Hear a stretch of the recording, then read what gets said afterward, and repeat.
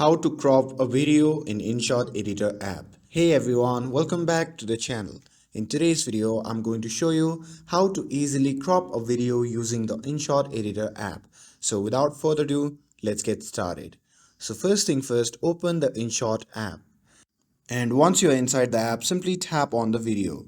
Now select the video from the gallery, and once you have selected the video, simply click on the tick button shown in the bottom right corner of the screen. Now, to crop your video, simply scroll through the editing tools option shown in the bottom of the screen and tap on the tools labeled crop. Now, arrange the aspect ratio of the video, and once you're done, you can simply tap on tick. And here you can see you have successfully cropped your video. And after cropping your video, you can simply export it and share it to any social media handles. And that's it. That's how you can crop videos on InShot Editor app.